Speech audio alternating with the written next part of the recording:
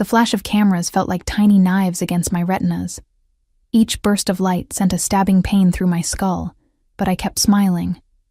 22 years of practice had taught me how to smile through anything: exhaustion, humiliation, fear.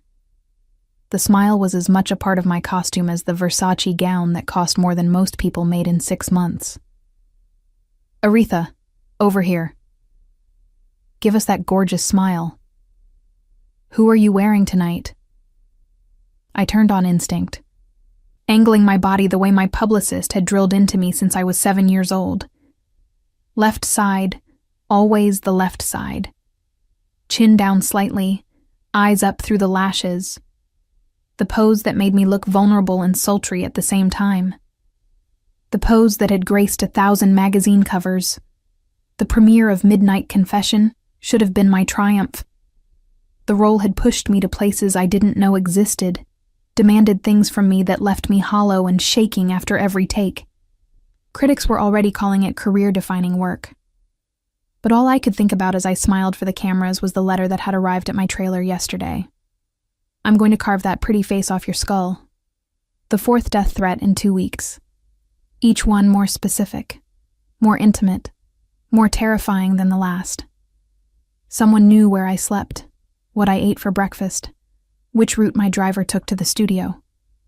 Someone was watching every moment of my carefully constructed life. "Aretha, can we get a statement about the threats?" The question cut through my practiced performance. My smile flickered for just a second, enough for the cameras to catch it, to turn it into tomorrow's headline. "Aretha Tyler, cracking under pressure?" My father appeared at my elbow like he always did when things threatened to spiral. Marcus Tyler, Hollywood's most powerful manager.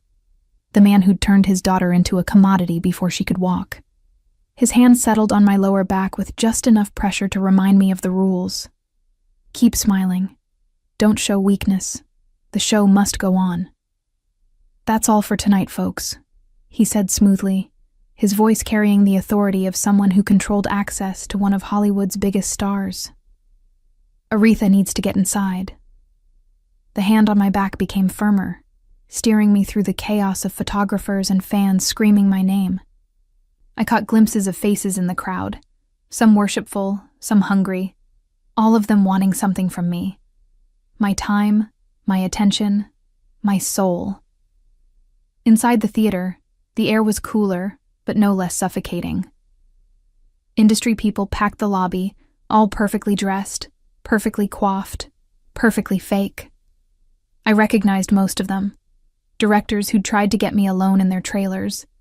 Producers who'd hinted that certain favors could advance my career. Actors who smiled for the cameras then spread vicious rumors behind closed doors.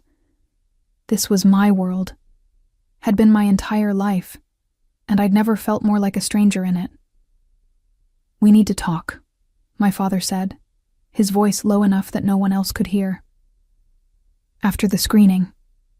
I nodded mechanically, already knowing what he wanted to discuss.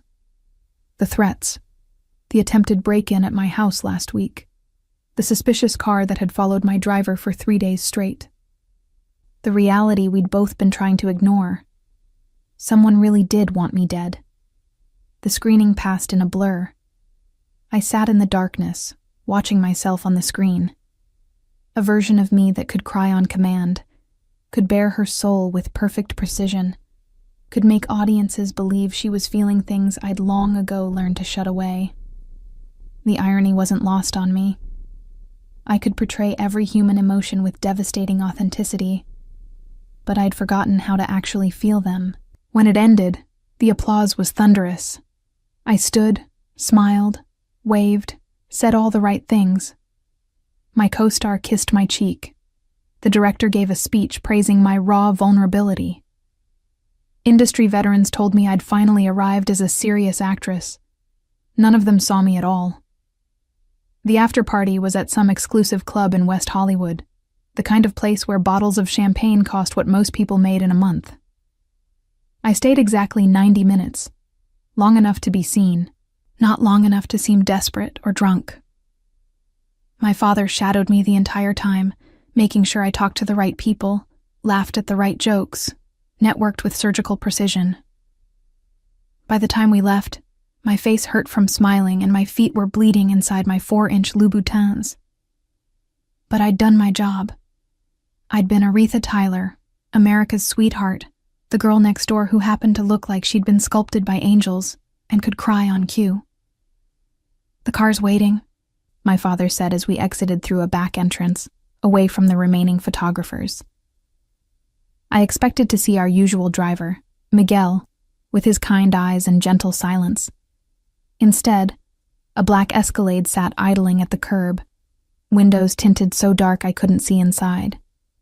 2 men in suits flanked the vehicle, their postures screaming security despite their attempts to look casual. "What's this?" I asked, suddenly alert in a way the champagne and exhaustion had been trying to prevent. "Your new security detail," my father said, and something in his voice made my stomach drop.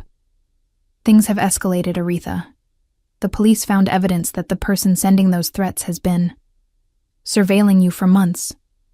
They have photos, detailed schedules, information about your daily routines that shouldn't be publicly available." My breath caught. "How detailed?" "Detailed enough that we're taking this very seriously now." The door to the Escalade opened, and a man emerged. Not one of the security guards, someone else entirely. Someone who made my instincts scream danger, even as my exhausted brain tried to process what I was seeing.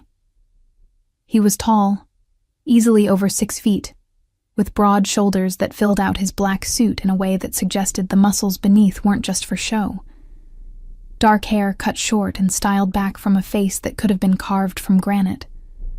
All sharp angles and hard edges, with absolutely no warmth in the cold gray eyes that swept over me with clinical assessment. This wasn't a bodyguard.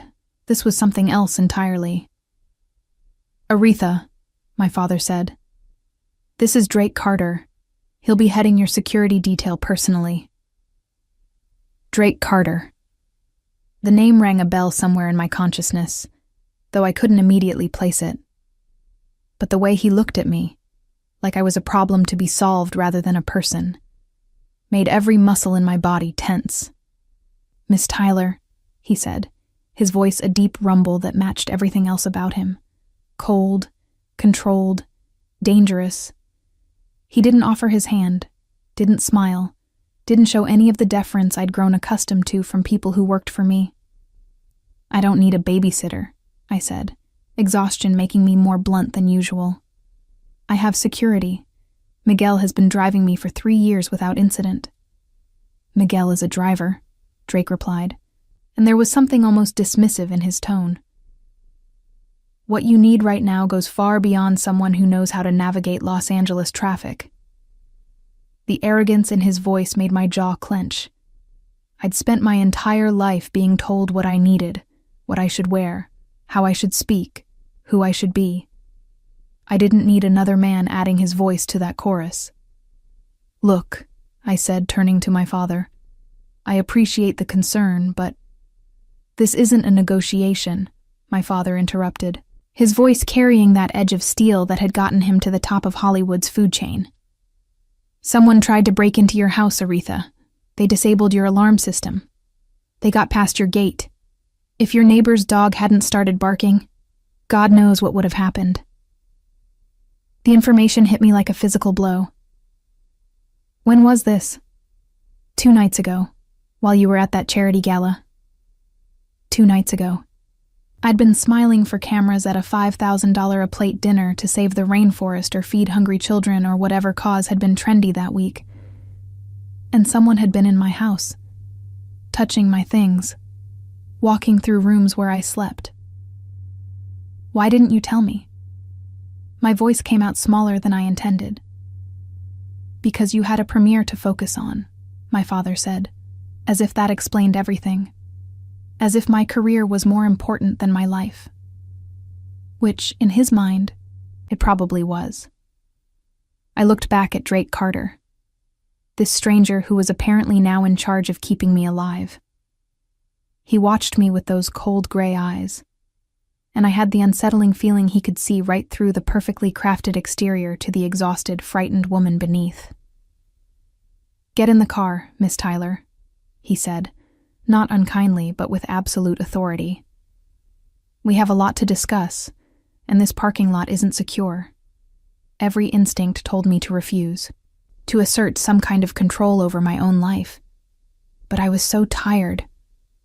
Tired of smiling, tired of performing, tired of pretending I was fine when I could feel myself cracking from the inside out.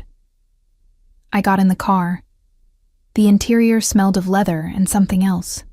Gun oil, I realized with a start. Drake slid in beside me, close enough that I could feel the heat radiating from his body, could smell his cologne mixed with something darker, more primal. The door closed with a solid thunk that sounded too much like a prison cell locking.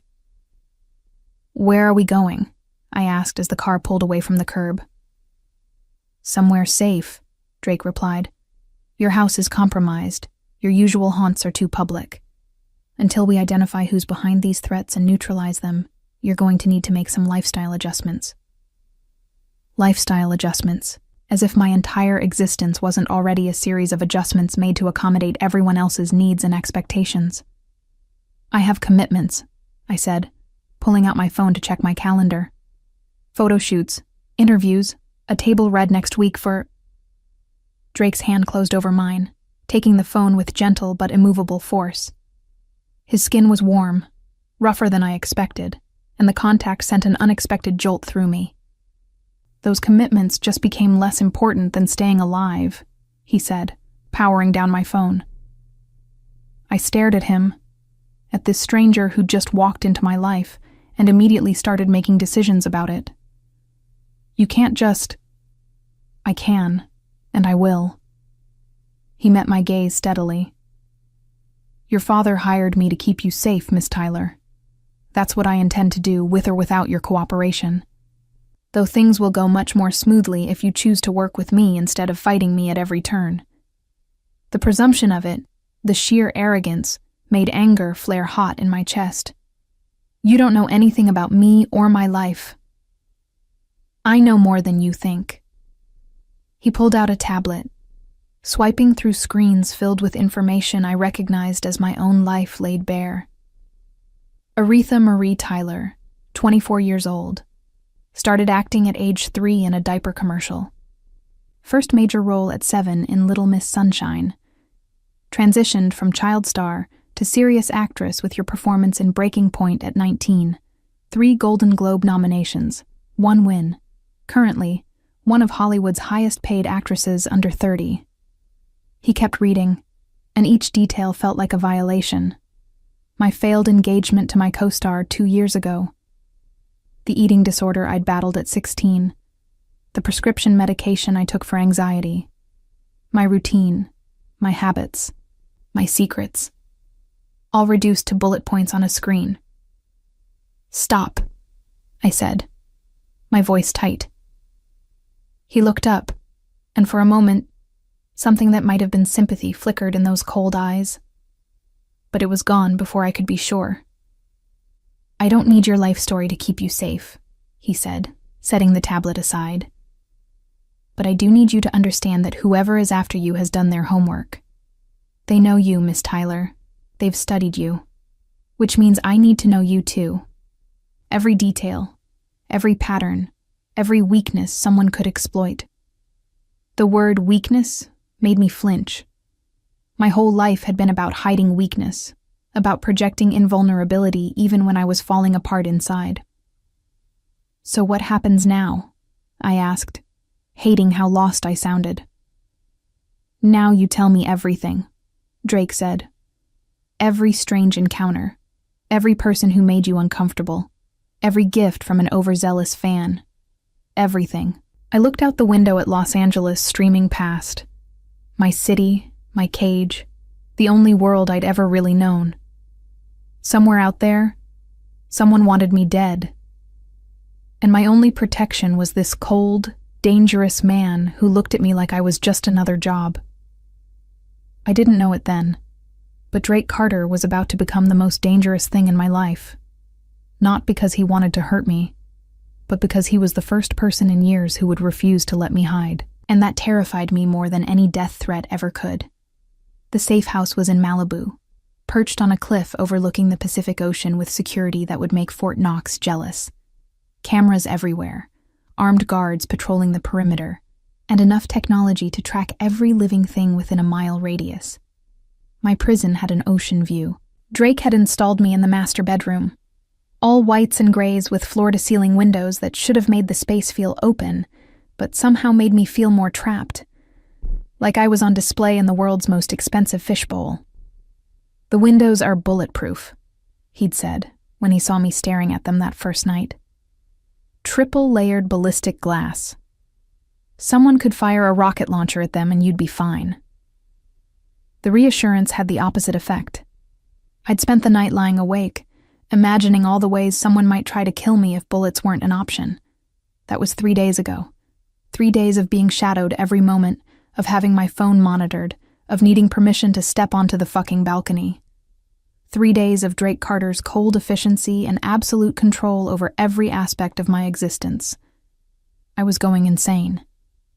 "You need to eat," Drake said, appearing in the doorway of my bedroom without knocking. He never knocked. Privacy, apparently, was another thing I'd sacrificed for safety.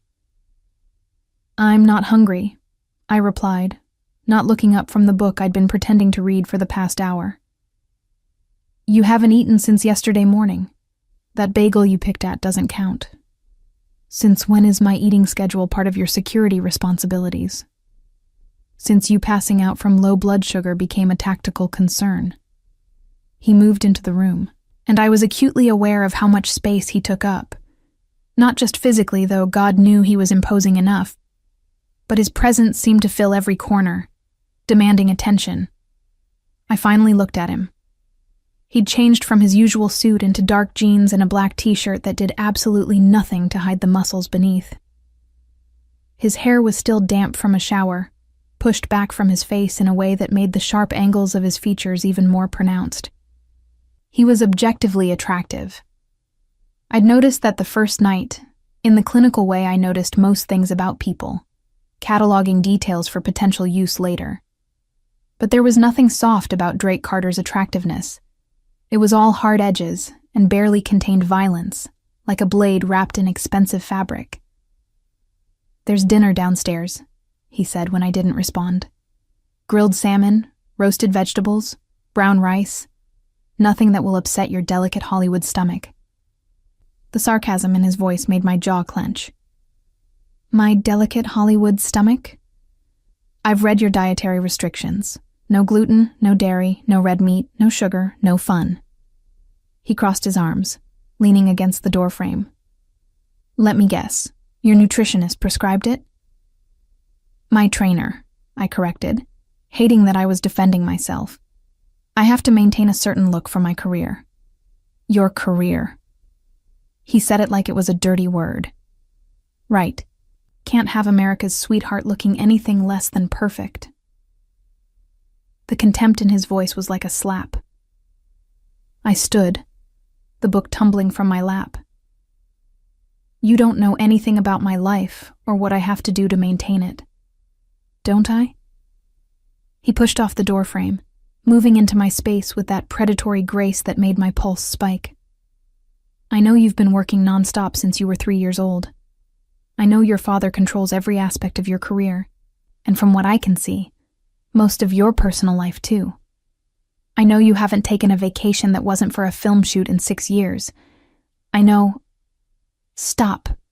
I cut him off, my voice shaking. "Just stop." He did, but his eyes never left mine. And for the first time since I'd met him, I saw something other than cold assessment in them. Something that might have been understanding, or pity, or both. I hated it. I didn't need his pity. Didn't need him looking at me like I was some broken doll in a pretty dress. "The salmon will get cold," he said finally, his voice softer than before. "Come downstairs." It wasn't quite an order, but it wasn't a request either. I wanted to refuse. Wanted to assert some kind of control over my own life. But the truth was, I was hungry. Starving, actually. And sitting up here alone with my thoughts was driving me crazy. I followed him downstairs to the open concept kitchen and dining area. The table had been set for 2, and I realized with a start that Drake apparently intended to eat with me. "You're joining me?" I asked, unable to keep the surprise from my voice. "Someone needs to make sure you actually eat." He pulled out a chair, and I sat before I could think better of it. "Besides, we need to talk." "About what?" He served the food with an efficiency that suggested he was comfortable in a kitchen, which seemed at odds with everything else about him. When he sat across from me, his eyes were serious. "Your father received another letter today," he said without preamble. "Delivered to his office." My appetite vanished. "What did it say?" "The usual threats, but with more specific details about your schedule from last week.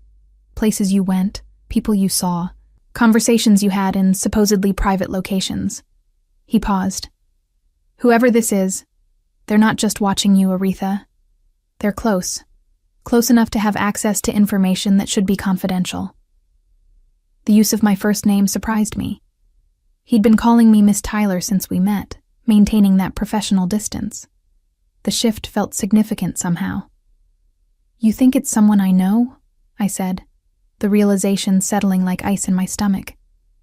"I think it's someone with access to your inner circle, your management team, your publicist, someone on your security detail before I took over. Maybe even someone from the set of your last film." I set down my fork, suddenly unable to even look at the food. "So, I can't trust anyone." "You can trust me," Drake said, and the certainty in his voice made me look up. "That's why your father hired me specifically. My reputation for discretion is impeccable, and I have no connections to Hollywood that could compromise my objectivity." "But you do have other connections," I said, remembering why his name had seemed familiar when we first met. "You're not just a security consultant, are you?" His expression didn't change, but something shifted in the air between us. "What have you heard?" "Rumors. Stories about the real power in Los Angeles. The kind that doesn't show up in tabloids or on red carpets." I met his gaze steadily. "You're a crime boss, aren't you?" I struggled with the word, feeling absurd saying it out loud. "A mafia boss." "The term is outdated," he said calmly, as if we were discussing the weather. "But yes, I run certain operations in this city that exist outside legal parameters. Your father knew that when he hired me. In fact, it's precisely why he hired me, because you're a criminal, because I have resources and connections the police don't, because I can operate outside the constraints of law enforcement, because I can protect you in ways they can't." He leaned forward. "Because when we find who's behind this, I can ensure they never threaten anyone again." The implication was clear. Drake Carter didn't believe in the justice system. He believed in permanent solutions. "You're going to kill them," I said, not quite a question. "I'm going to neutralize the threat," he corrected. "How permanent that neutralization needs to be depends on the circumstances." I should have been horrified. Should have demanded he leave, called my father, insisted on different protection. But all I felt was a strange, twisted relief. For once, someone was talking to me without euphemisms or careful PR speak. Drake Carter was dangerous, yes, but at least he was honest about it. "Why are you really doing this?" I asked. "My father must be paying you, but I can't imagine money is your primary motivation." His expression shifted, something dark passing over his features before he controlled it. "Let's just say I have personal reasons for wanting to find the person behind these threats." Personal reasons. The letters match patterns I've seen before. In another case, someone I cared about. He stood abruptly, clearing the dishes even though neither of us had eaten much. "That's all you need to know." But I could see the grief beneath his control, could recognize the shape of loss because I'd seen it in my own mirror. Drake Carter wasn't just protecting me for money, or even out of some sense of duty. This was personal for him too. Who did you lose? I asked quietly. He stopped, his back to me, hands gripping the edge of the sink. For a long moment he didn't answer, and I thought he wouldn't. Then, my sister, he said, his voice rough. 2 years ago. Similar threats, similar pattern. By the time we took it seriously, it was too late. The grief in his voice was raw, unguarded. It made him seem suddenly human in a way all his efficiency and control hadn't. I'm sorry, I said, and meant it.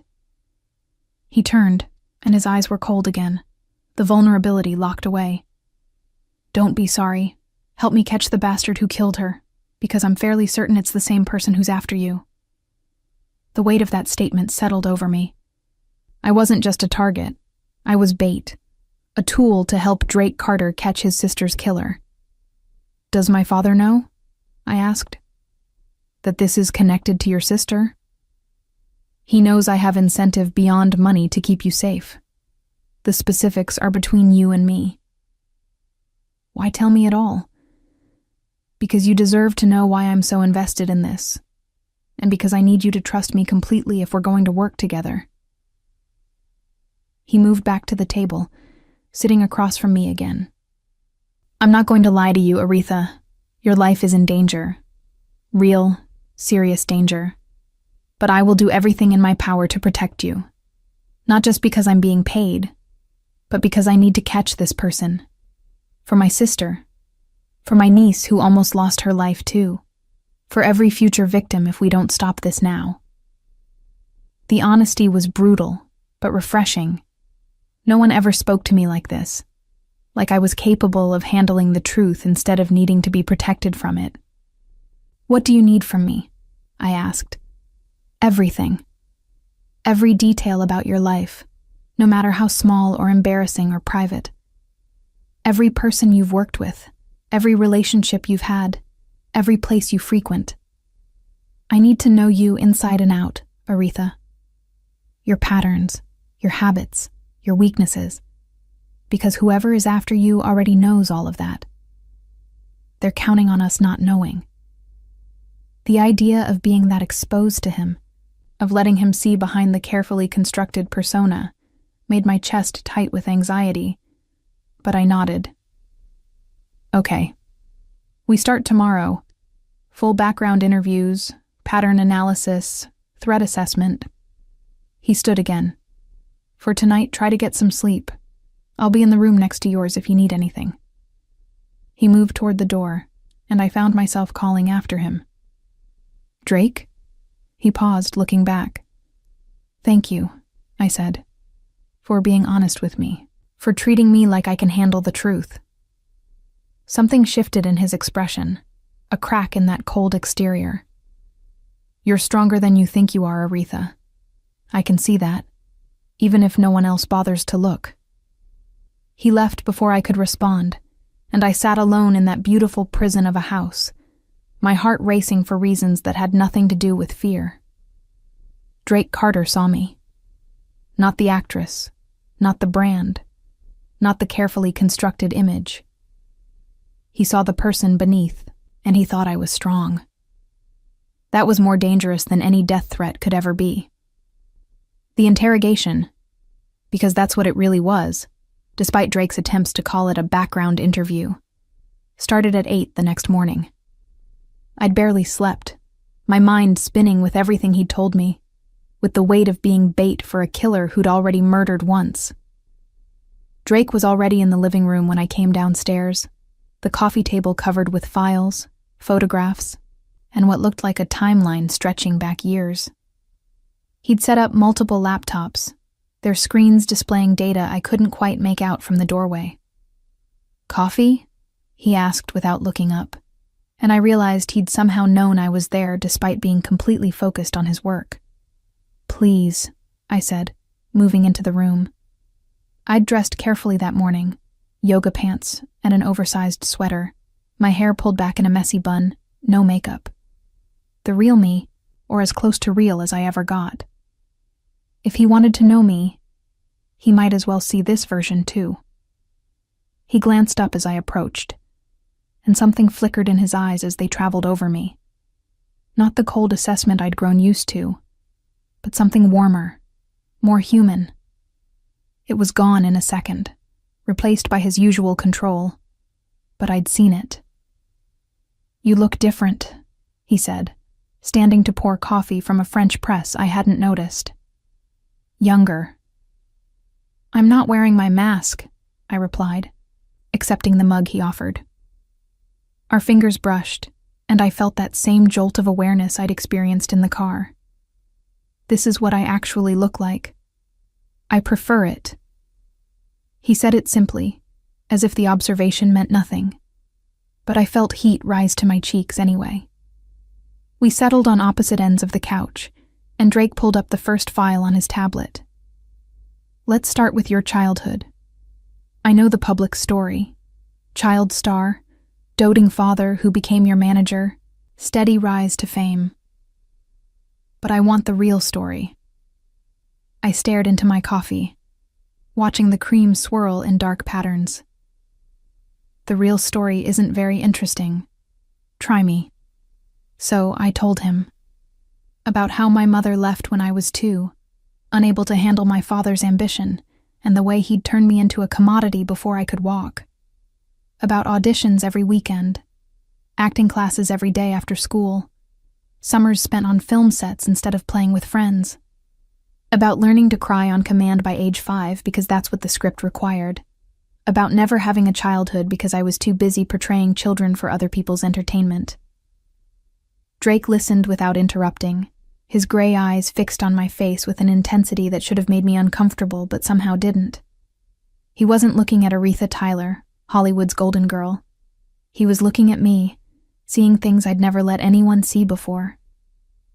"Your father," he said when I finished. "Tell me about your relationship with him now."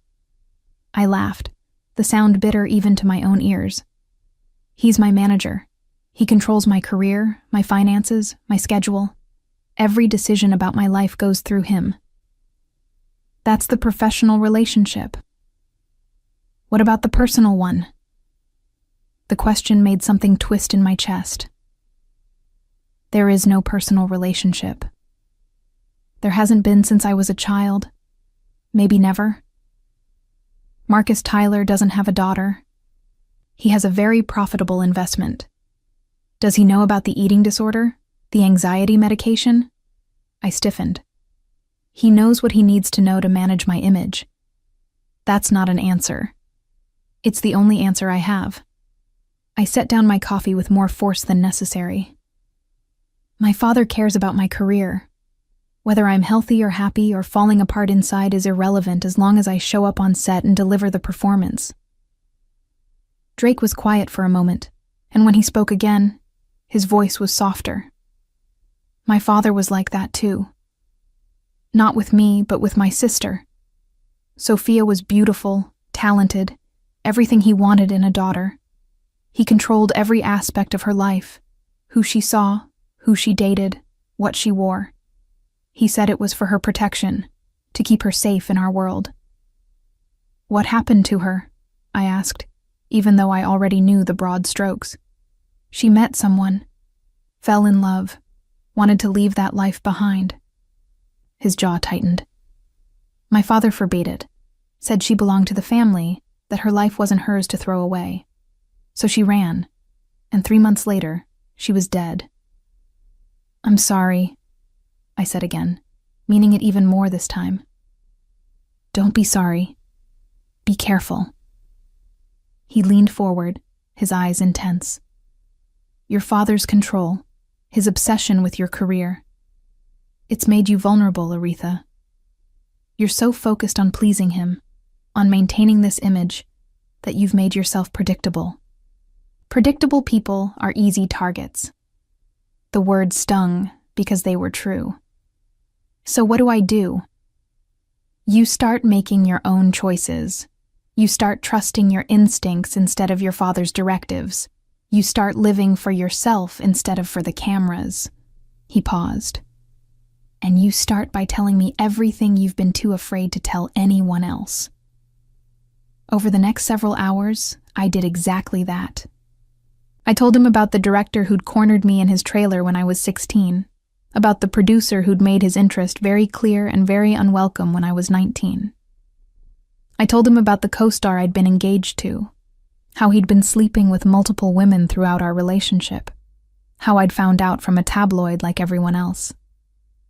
I told him about the loneliness, the isolation, the feeling of being on display every moment of every day. Drake took notes, asked questions, never judged. And somewhere in that long morning of confession, something shifted between us. The cold, professional distance began to thaw, replaced by something warmer and infinitely more dangerous. "There's one more thing," I said, as afternoon sun slanted through the windows. "Something I've never told anyone." He looked up from his tablet, giving me his full attention. "About 6 months ago, I was at a party. Industry thing, very exclusive. I went outside for air, and this man was there. I didn't know him, but he seemed to know me." He said. I swallowed hard. He said I was even more beautiful in person than on screen, that he'd been watching me for years, waiting for the right moment to introduce himself. Drake's entire body went rigid. "Did he touch you?" "He tried to kiss me. I pushed him away, told him I wasn't interested. He laughed and said it didn't matter what I wanted, that I belonged to everyone who'd ever watched one of my films." My hands were shaking, and I clasped them together to still them. My driver found me before anything else happened, but the way he looked at me, Drake, like I was something he owned, something he could take whenever he wanted. "Did you see his face? Would you recognize him?" "Maybe. It was dark, and I'd had a few drinks. But I think so." Drake stood abruptly, pulling out his phone. He made a call, speaking in rapid-fire instructions to whoever was on the other end. When he hung up, he turned back to me with an expression I couldn't quite read. "I'm having my people pull security footage from every industry party in the last 6 months. Every guest list, every hired staff member. We're going to find this man." "You think he's the one sending the threats?" "I think anyone who looks at you like your property is on my list of suspects." He moved to the window, staring out at the ocean. "You should have told someone about this months ago." "Who would I have told?" "My father, who would have worried about how it affected my image. The police, who would have wanted to go public with an investigation. My publicist, who would have spun it into some publicity opportunity." I stood, moving to stand beside him. "I've learned to handle these things myself, because no one else cares about protecting me. They only care about protecting the brand." Drake turned to face me, and we were suddenly very close. Close enough that I could see the silver flecks in his gray eyes, could smell the cedar and something darker underneath his cologne. Close enough that I could feel the heat radiating from his body. "I care about protecting you," he said, his voice low and rough. "Not the brand, not the image. You, Aretha. The woman who can't sleep without the TV on because silence makes her anxious. The woman who picks at her food because she's been trained to count every calorie since she was a child. The woman who's forgotten how to exist off camera because she's been performing since before she could walk. No one had ever seen me so clearly. No one had ever cared to look beneath the surface to find the broken pieces I'd been hiding for so long." "Why do you care?" I whispered. "I'm just a job to you." "You stopped being just a job the moment you told me about that bagel," he said, and there was the hint of a smile in his voice. "You're a person, Aretha. A complicated, frustrating, surprisingly strong person who deserves better than what life has given you." "I'm weak," I said, the words escaping before I could stop them. "I let my father control me. I let directors and producers and co-stars treat me like a thing instead of a person. I smile and perform and never fight back. That's not strength. Survival is strength." His hand came up, and for a moment I thought he might touch my face. But he stopped himself, lowering his hand. You've survived 24 years in an industry that eats people alive. You've maintained your sanity, mostly, while being objectified and commodified since childhood. You've built a successful career despite everyone around you treating you like you're just a pretty face. That takes more strength than you realize. Tears pricked my eyes, and I blinked them back furiously. I didn't cry. Couldn't cry. Crying was weakness, and weakness wasn't allowed. But a single tear escaped anyway, tracing down my cheek. Drake's control broke. His thumb caught the tear, wiping it away with a gentleness that seemed impossible from a man who looked like he could break someone in half without effort. "It's okay to cry," he said softly. "It's okay to break sometimes. I won't think less of you." Something inside me cracked open at those words, and suddenly I was crying. Really crying, not the pretty camera-ready tears I'd perfected over the years. Ugly, gasping sobs that shook my whole body and made my nose run and probably made me look absolutely horrible.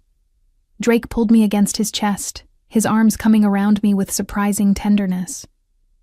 He didn't tell me it was okay, or that everything would be fine. He just held me while I fell apart, one hand rubbing slow circles on my back, the other cradling my head against his shoulder. I didn't know how long we stood there, me crying into his shirt while he held me like I was something precious and breakable. Eventually the tears slowed, then stopped.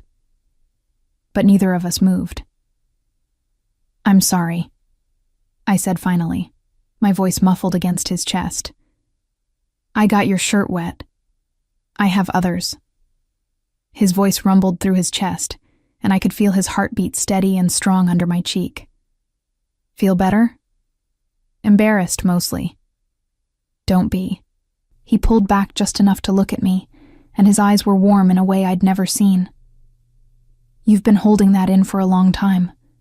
It needed to come out." I looked up at him, suddenly aware of how close we were, of the way his arms were still around me, of the heat between our bodies. His gaze dropped to my lips, and for a moment, just a moment, I thought he might kiss me. Instead, he stepped back, putting professional distance between us once more. But I could see the effort it took, could see the tension in his jaw and the way his hands clenched at his sides. "We should take a break," he said, his voice rougher than usual. "You've given me a lot to process." I nodded, not trusting my voice. He moved toward the kitchen, and I heard him making more coffee, the domestic sounds somehow jarring after the intimacy of the last few minutes. I touched my face where his thumb had wiped away my tear, still feeling the ghost of his touch. Drake Carter was supposed to be my protector, but I was beginning to realize he might be the most dangerous thing in my carefully controlled world. Not because he wanted to hurt me, but because he made me want things I'd forgotten I could have. Like honesty, like freedom, like someone who saw me as more than just a pretty face to photograph, like being touched with gentleness instead of possession. And that terrified me more than any stalker ever could. The days that followed fell into a strange rhythm. Drake worked his contacts, following leads that took him into parts of Los Angeles I'd never seen, the real city beneath the Hollywood gloss. He'd leave before dawn, returning at odd hours with updates that were equal parts progress and frustration. The man from the party remained unidentified. Security footage had been conveniently corrupted or missing from 3 different venues.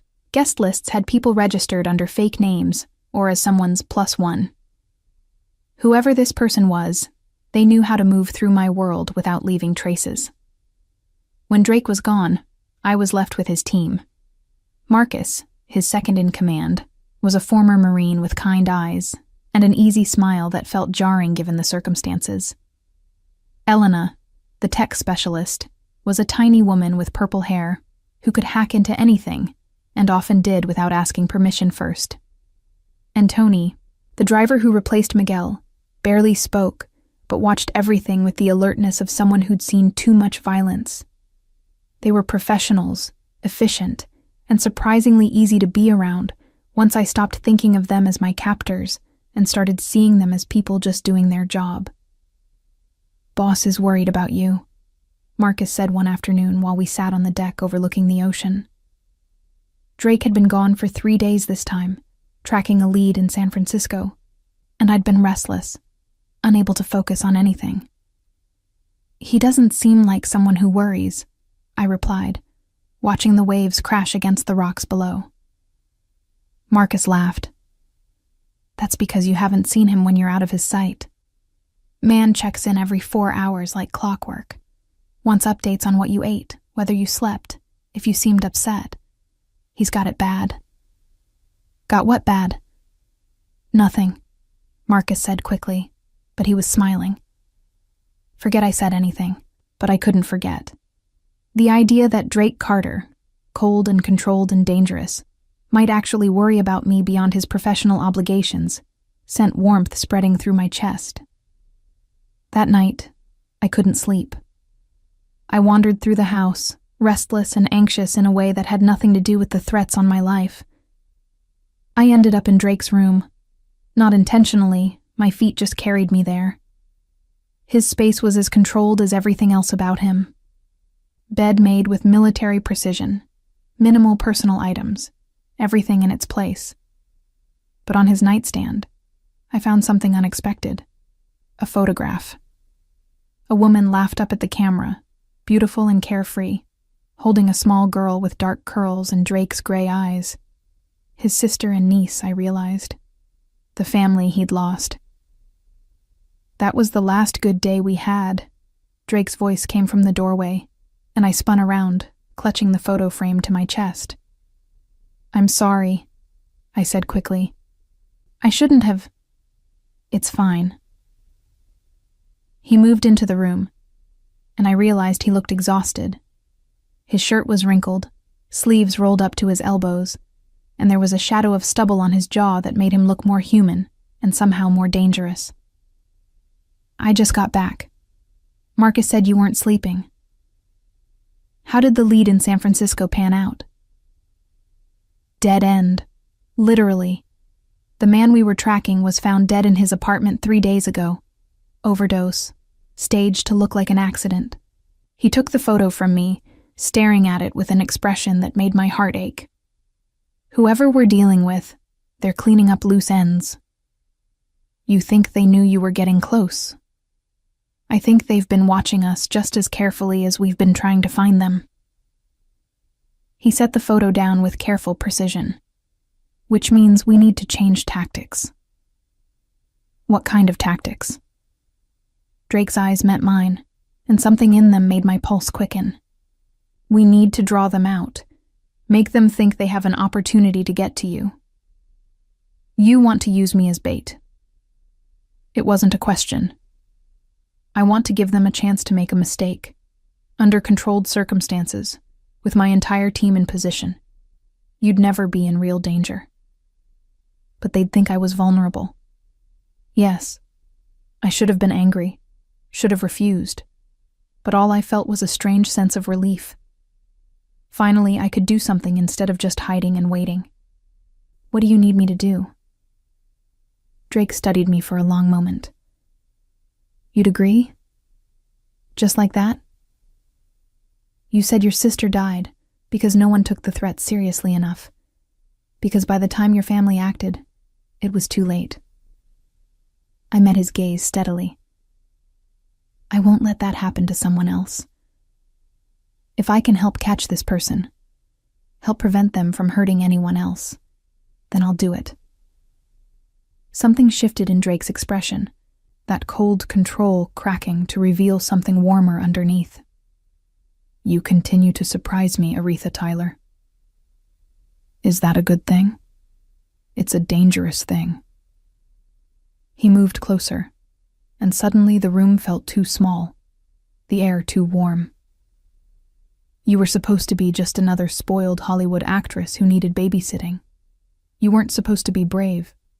You weren't supposed to be real."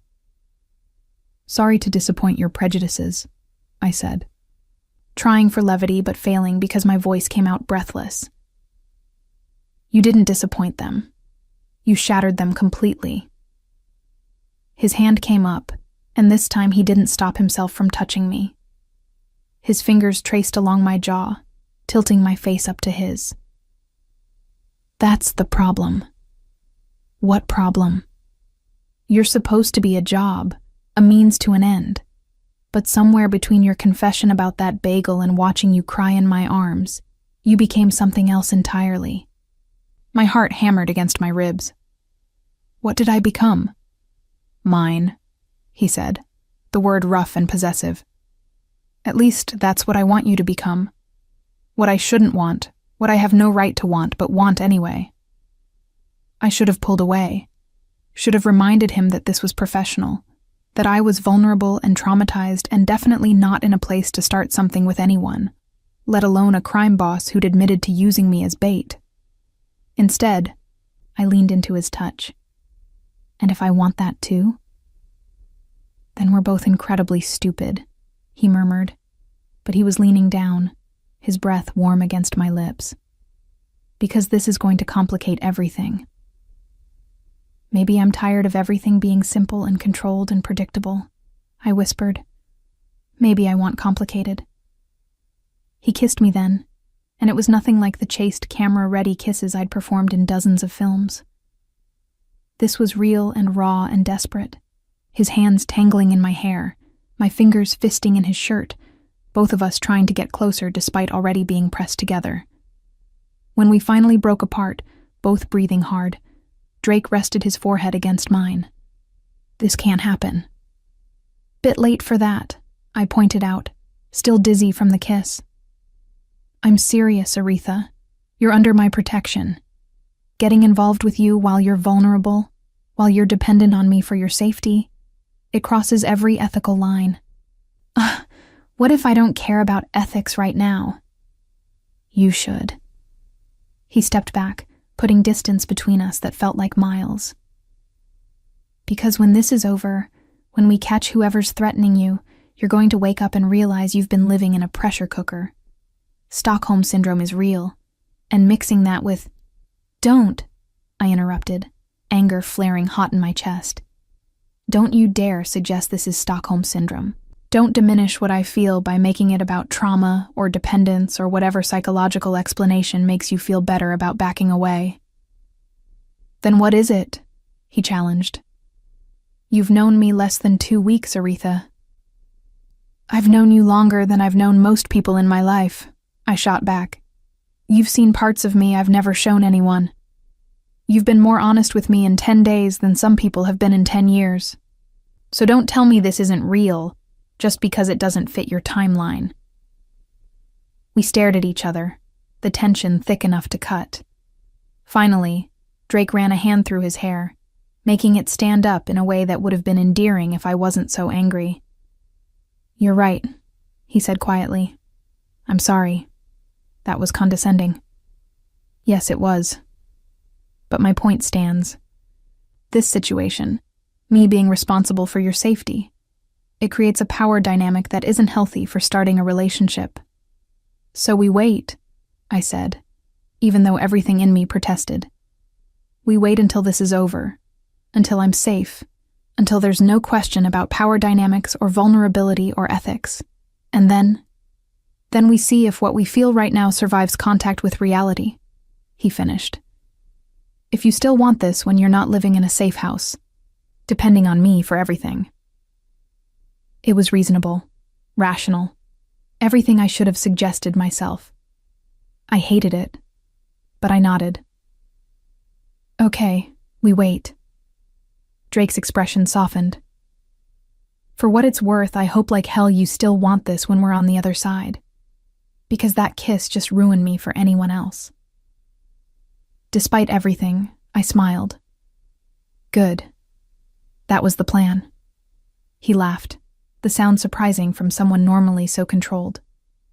Get some sleep, Aretha. Tomorrow we start planning how to draw out a killer. Just another normal day in my life now, I said, trying for humor. He paused at the door, looking back.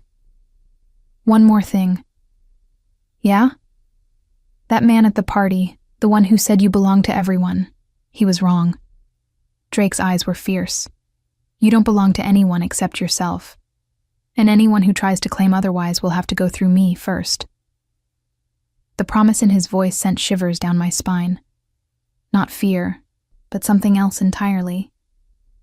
Something that felt dangerously close to hope. After he left, I lay in his bed, because I was definitely sleeping there now, surrounded by his scent and the lingering warmth of his presence. My fingers touched my lips, still feeling the pressure of his kiss. Drake Carter was right. We were both incredibly stupid. But for the first time in years, I felt alive. Really, truly alive. Not performing, not pretending, just existing as myself with someone who saw me completely and still wanted me anyway. And if that meant facing down a killer to earn the right to explore whatever this was between us, then that's what I'd do.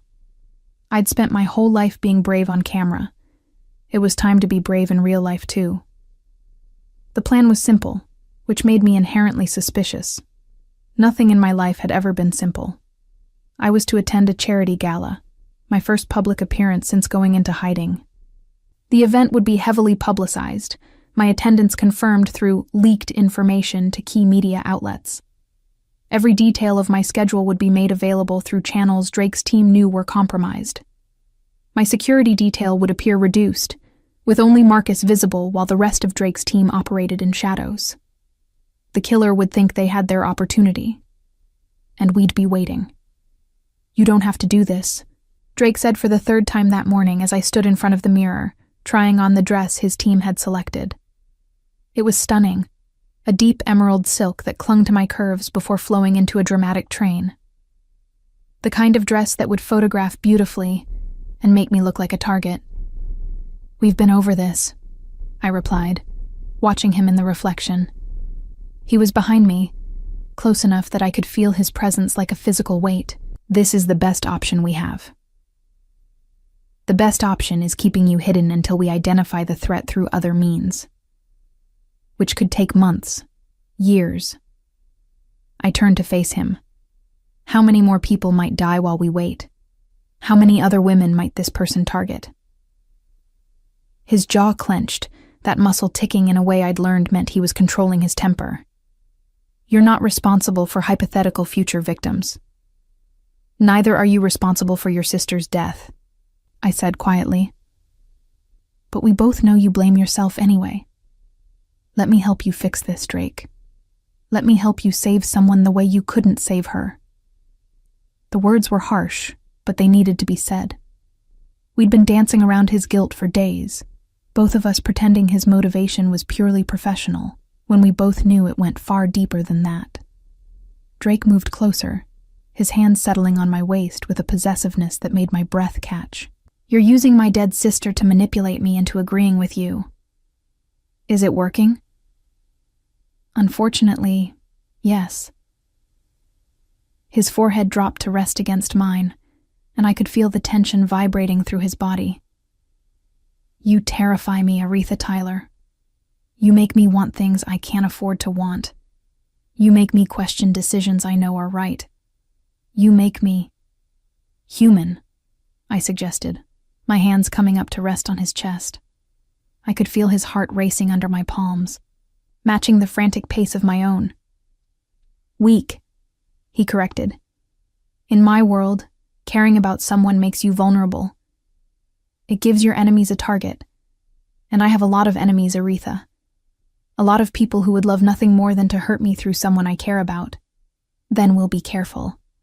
Careful isn't enough. He pulled back, putting distance between us again.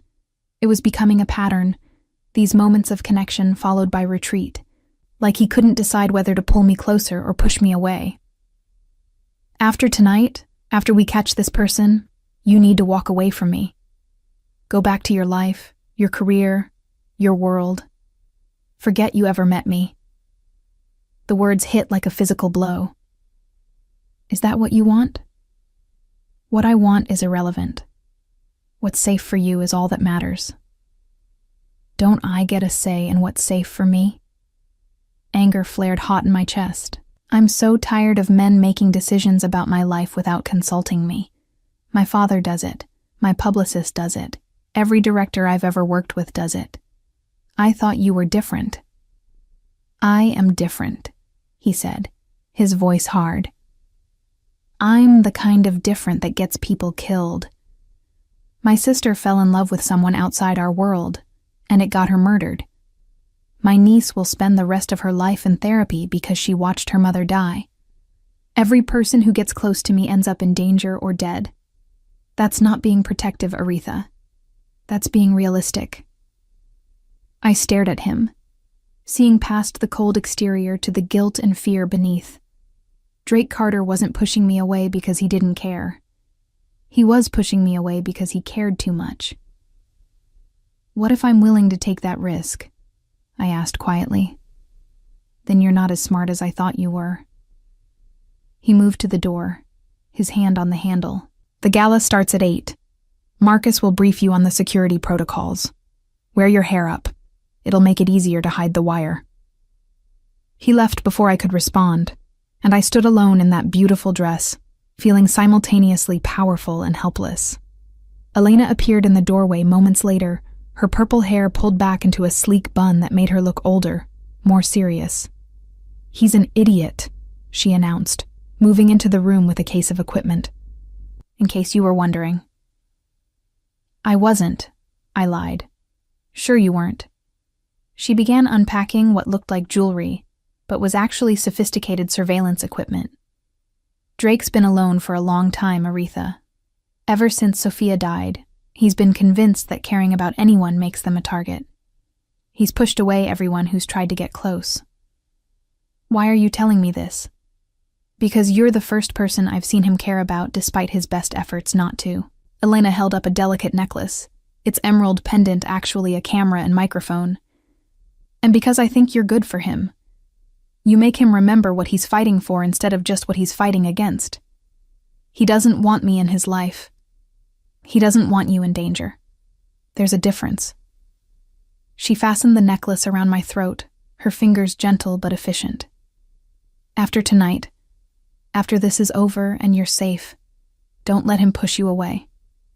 Make him see that you're stronger than he gives you credit for.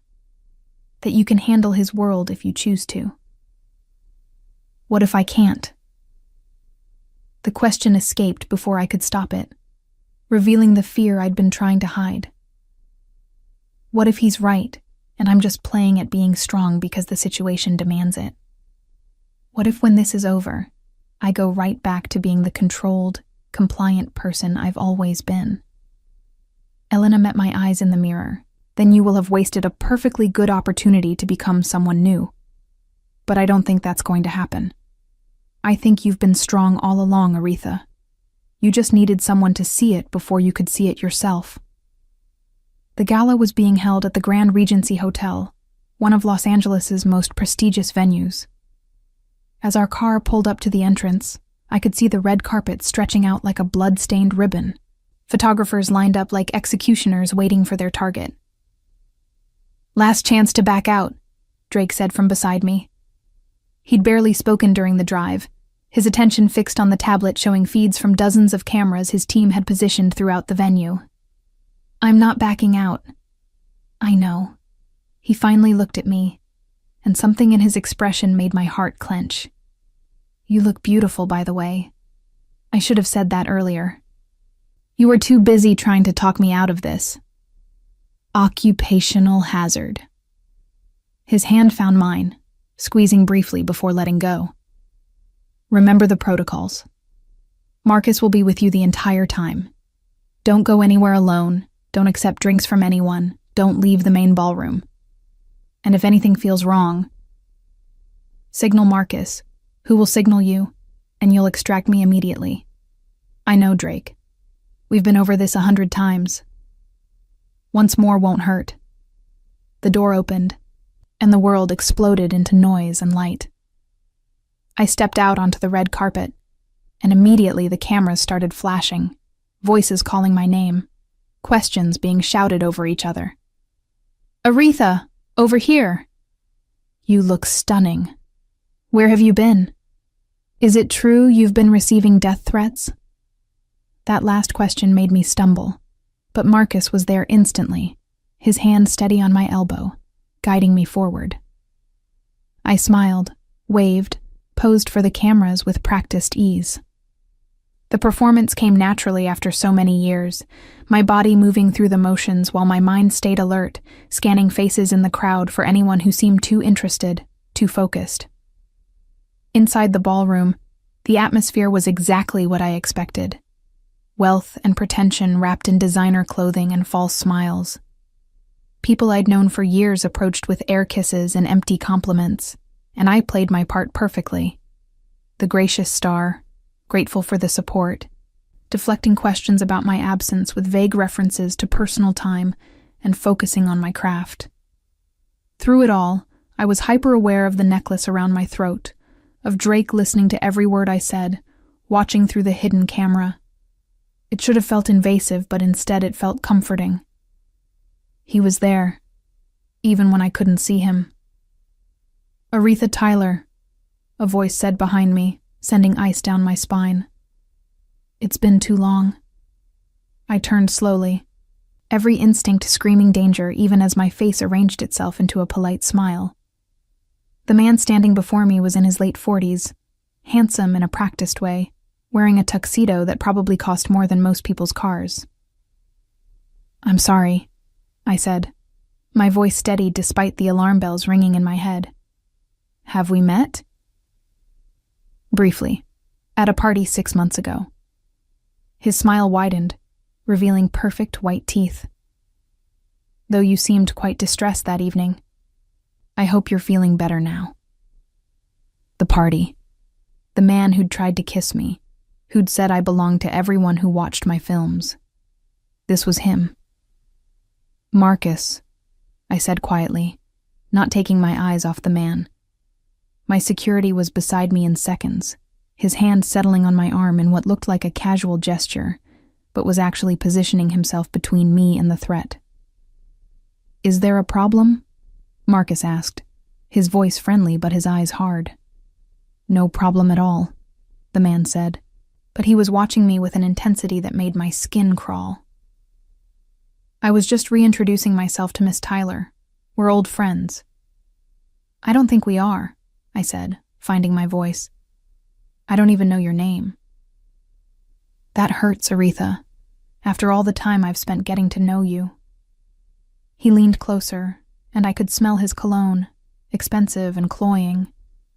"All those letters I sent, all those photographs I took, and you don't even remember my name." The confession was delivered so casually, like he was discussing the weather. Around us, the party continued, oblivious to the monster standing in the middle of the ballroom. "Step back," Marcus ordered, his hand moving toward his jacket where I knew his weapon was concealed. But the man was faster. His hand shot out, grabbing my wrist with bruising force, and I felt something sharp press against my side. A knife, I realized with crystal clarity. He had a knife hidden in his sleeve.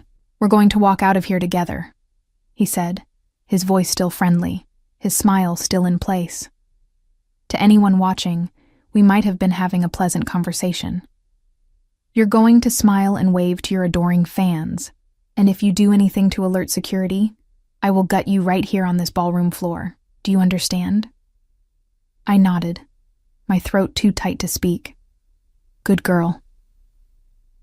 He started moving toward the exit, pulling me with him, and Marcus moved to follow. But the man shook his head. "Tell your bodyguard to stay back, Aretha, or I start cutting." "Don't follow," I managed to say to Marcus, my voice barely audible. But I knew Drake was listening, knew he could see everything through my necklace camera, knew he was already moving.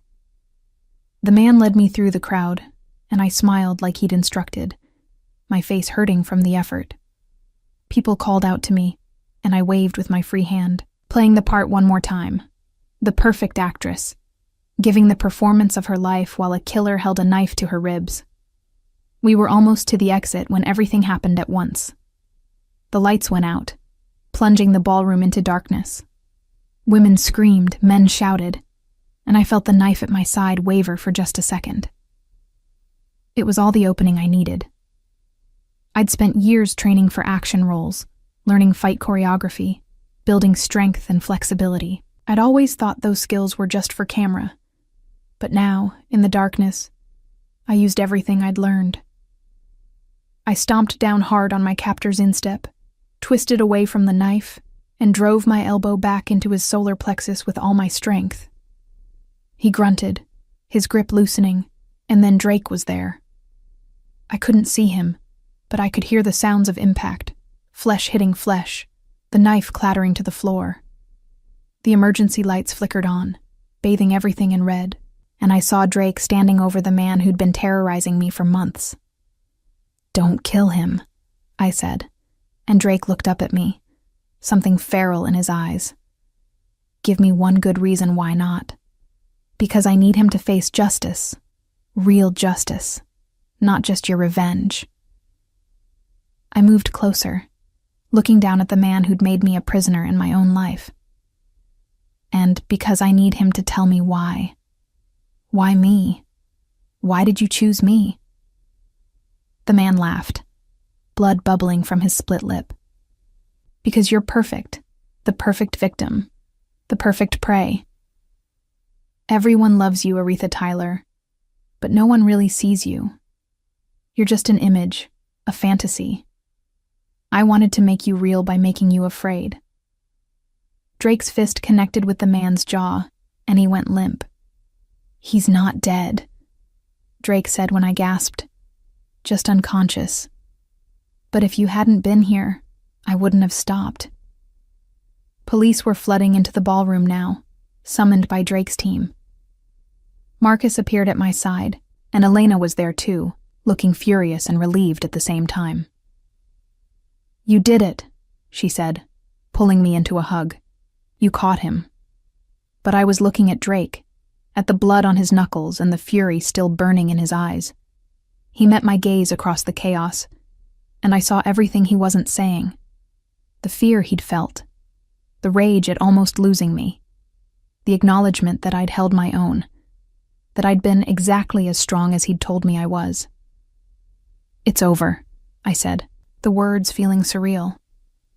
"Yes," he agreed, but he didn't sound relieved. He sounded sad, because we both knew what came next. The investigation, the police reports, the media circus, my return to normal life, and Drake stepping back, pushing me away for my own good. The web that had trapped us both was breaking apart, but I wasn't sure either of us was ready to be free. The man's name was Richard Holbrook, and he was exactly the kind of monster who hid in plain sight. A respected entertainment lawyer with clients across Hollywood, he'd used his access and connections to stalk multiple women over the years. I was just his latest obsession, the one he'd decided was worth killing for. Drake's sister Sophia had been another. We learned that 2 days after the arrest, sitting in a police conference room while detectives laid out the evidence. Photographs of Sophia, letters similar to the ones I'd received, a timeline that showed Holbrook had been obsessed with her for months, before he finally acted on his fantasies. Drake sat beside me, his face carved from stone, as they showed us crime scene photos I knew would haunt me forever. His sister had fought. She'd survived the initial attack, long enough to make sure her daughter was safe, long enough to identify her attacker before succumbing to her injuries. But the police hadn't believed her. Richard Holbrook was too well connected, too respected. They'd written off her claims as the delusions of a dying woman, and he'd walked free, until now. "He'll spend the rest of his life in prison," the detective said, closing the file. "Between the evidence we've gathered and Miss Tyler's testimony, along with the confession he gave at the scene, he won't see daylight again." Drake nodded once, his hand finding mine under the table. He'd been touching me more since that night. Casual gestures that felt like lifelines, like he was reassuring himself I was still there, still safe, still alive. But he still hadn't asked me to stay.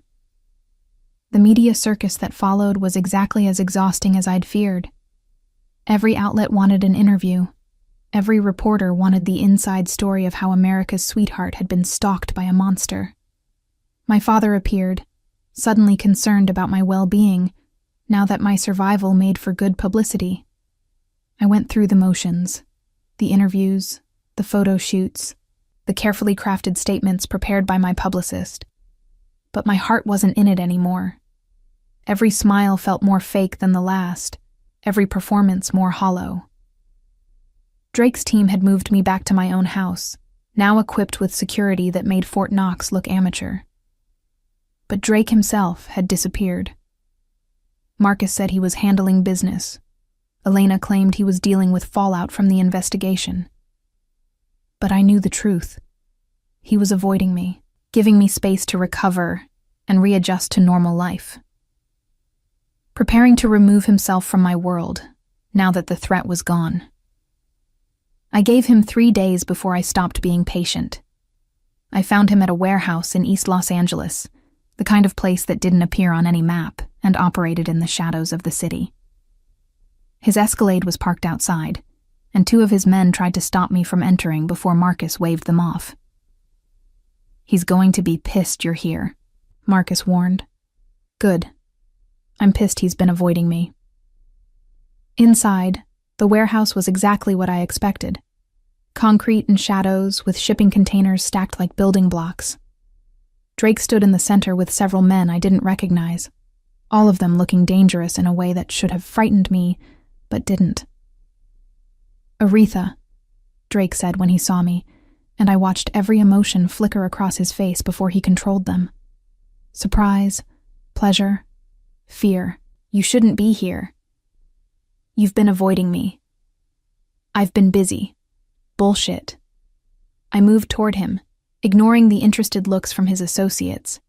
"You've been hiding, running, pushing me away because now that the threat is gone, you don't have an excuse to keep me close anymore." His jaw clenched. "Gentlemen, give us a moment." The warehouse cleared quickly, leaving us alone in that vast space. Drake turned to face me fully, and I could see the exhaustion in every line of his body. "You're right," he said simply. "I have been avoiding you." "Why?" "Because being near you makes me want things I can't have. Because every time I see you, I have to remind myself that you're not mine, that you never were mine, that this was always temporary." He moved closer, and I could see the barely controlled emotion in his eyes. "Because watching you walk back into that world, smile for those cameras, become that perfect image again. It kills me, Aretha. It kills me knowing you're going to disappear back into the life I pulled you out of, and I won't be able to stop it. What if I don't want to go back?" The words escaped before I could second-guess them. "What if I want something different? Something real?" "You don't know what you're saying. You're traumatized, grateful for being saved, caught up in the intensity of the last few weeks. That's not a foundation for—" "Don't," I interrupted, anger flaring hot. "Don't you dare tell me I don't know my own mind.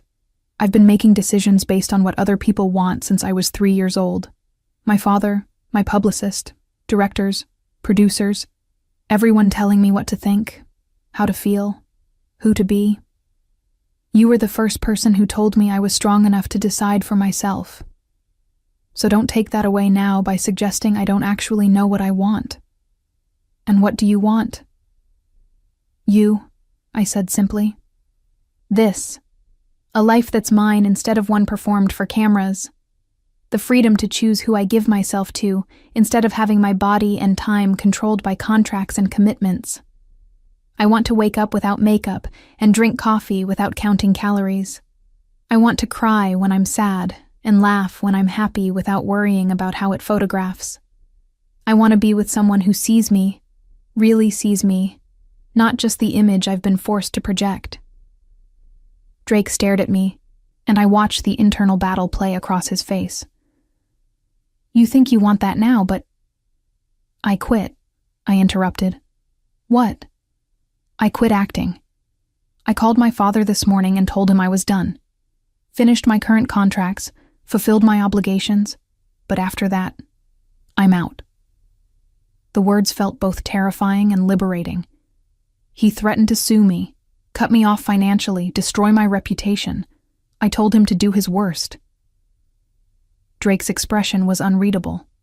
Aretha, you can't throw away your entire career because... I'm not throwing it away. I'm choosing something else.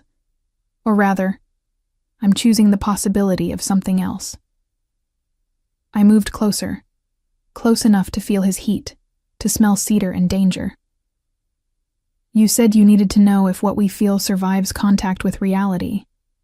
Well, this is me, stripped of the costumes and the roles and the image. This is reality. A woman who's terrified and uncertain, and has no idea what she's going to do with her life, but who knows she doesn't want to do it without you. I'm a criminal, Aretha, a mob boss. I hurt people. I operate outside the law. That's not going to change. I know, and I'm not asking you to change. I'm asking you to let me choose you anyway, knowing exactly who and what you are. I reached up, my hand cupping his face. You saw me when no one else did. You gave me the strength to break free from a cage I didn't even realize I was in. Don't I get to return the favor? Don't I get to see you beyond the cold, dangerous exterior you show the world? His control finally broke. His hands came up to frame my face, his touch desperate and gentle at once. You're going to regret this. Someday, you're going to wake up and realize what you gave up for me, and you're going to resent me for it. Maybe, I admitted. Or maybe I'll wake up and realize I finally made a choice for myself instead of for everyone else. Maybe I'll be grateful for the rest of my life that I was brave enough to choose what I actually wanted instead of what I was supposed to want. And you want me? Even knowing my world is violent and dangerous and nothing like what you're used to? Especially knowing that, because your world is honest in a way mine never was. The violence is real. The danger is real. The emotions are real. I'll take real and terrifying over fake and safe any day. Drake kissed me then, and it was nothing like the first kiss we'd shared.